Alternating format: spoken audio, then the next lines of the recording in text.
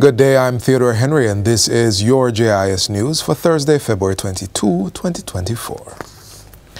The Bank of Jamaica BOJ and Planning Institute of Jamaica PIOJ are both reporting continued economic buoyancy for the country. BOJ Governor Richard Biles says real gross domestic product (GDP), which is the total value added generated from economic activity, continues to expand. He points out that despite the impact of bouts of adverse weather on the agricultural sector, real GDP for the December 2023 quarter is estimated to have grown within the range of 1 to 3%, and the outlook is positive for the March 2024 quarter. There are signs that the economy continued to expand in the March 2024 quarter. This continued economic buoyancy is mirrored in the decline in the unemployment rate to a new record low of 4.2% at October 2023. Mr. Biles was speaking during the Central Bank's semi-virtual quarterly monetary policy report press conference on Wednesday. Addressing the PIOJ's quarterly media briefing on the same day, Director General Dr. Wayne Henry affirmed that the country's economic prospects over the short to medium term was positive. He says this outlook is consequent on the continued growth in the economies of Jamaica's main trading partners, which augurs well for increased external demand in areas like tourism. Similar to the BOJ, the PIOJ Director General says there is also higher demand stemming from increased employment levels and economic activities. Economic growth is anticipated for the remainder of fiscal year 2023-24. For the January to March 2024 quarter, growth is projected to be within the range of 1.5% to 2.5%, resulting in a fiscal year growth, that is April 2023 to March 2024, in the range of 1.5% to 2.5%. Residents of St. Elizabeth have welcomed the opening of a newly constructed fire station in Black River. Prime Minister Andrew Holness was on hand yesterday to open the fire station, which was built at a cost of $77 million.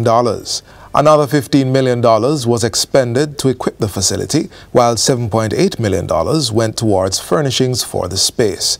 The project, which was executed in 2 phases, is expected to significantly improve the working environment for the firefighters. In giving them praise, Prime Minister Holness says it is important to provide the firefighters with the appropriate facilities and equipment to carry out their life and property-saving duty. I want to commend the men and women of the Jamaica Fire Brigade, because even though the circumstances a few months ago were less than ideal, the men and women still turned up, still endured the less than ideal facilities, and were always willing to render service when called. Minister of Local Government and Community Development Desmond McKenzie used the function to report that the complement of the Jamaica Fire Brigade's Fire Prevention Unit had been uplifted by 140 personnel. This, he says, serves to improve capacity in the building approval process of the country. There is no building that can be constructed without the approval of the Jamaica Fire Brigade, because fire features are important, especially on multi-story facilities. Fishermen who have recently been affected by high and rising sea waves off Jamaica's coast can now breathe a sigh of relief thanks to a $20 million relief fund established by the Ministry of Agriculture, Fisheries and Mining. Portfolio Minister Floyd Green made the announcement during the recent 67th staging of the Hague Agricultural and Industrial Show in Trelawney. He said the sea waves, which were caused by a cold front, damaged fish pots, boats and businesses. The relief fund is to assist fishermen in getting back on track. Minister Green adds that the National Fisheries Authority has been entrusted with examining the damages and losses suffered by fishermen. According to initial reports, more than 200 fishers have been directly harmed, making them unable to go out to sea and consequently losing about 1,000 pots. The Fisheries Minister says the government remains dedicated to the welfare of fisherfolk and ensuring their livelihoods are safeguarded.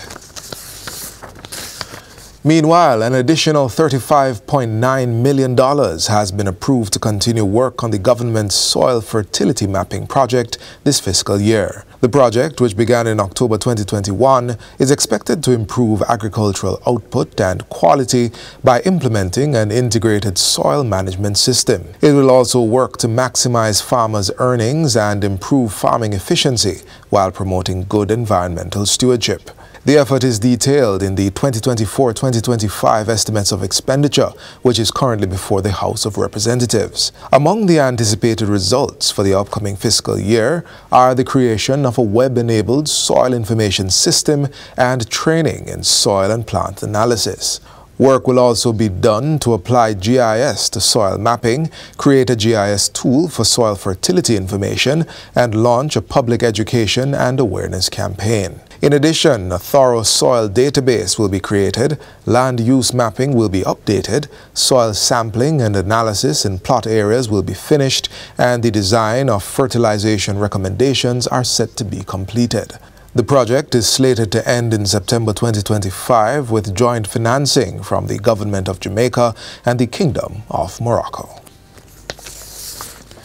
And finally, Jamaica is among the countries set to benefit from the newly launched Small Island Developing States Capacity and Resilience (SIDAR) program for the Caribbean. The launch follows the signing of a Memorandum of Understanding between the United Kingdom and the Caribbean Community Climate Change Centre, 5Cs, in the amount of £2.7 million in September last year. The SIDAR program represents delivery on part of the UK's overall commitment of £11.6 billion for climate finance, with a specific aim to support adaptation and resilience in small island developing states, or SIDS. Speaking at the launch, Minister without portfolio in the Ministry of Economic Growth and Job Creation, Matthew Samuda, expressed gratitude for the program. I do want to commit to our partners in the UK, certainly to our co-facilitators from the 5Cs and, of course, accredited entities, is that you will have the committed support and the action behind it to ensure that these projects are successfully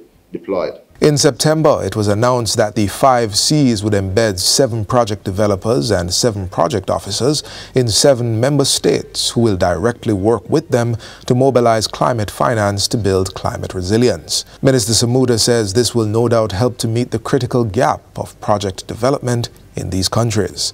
British High Commissioner to Jamaica, Her Excellency Judith Slater, says the program is just one way the UK continues its commitment to SIDS. We're using every opportunity we can to nudge changes in the way the global system functions, so that SIDS find it easier to navigate funding options from GCF, GEF, AF, the World Bank, and even the CDB right here in this region.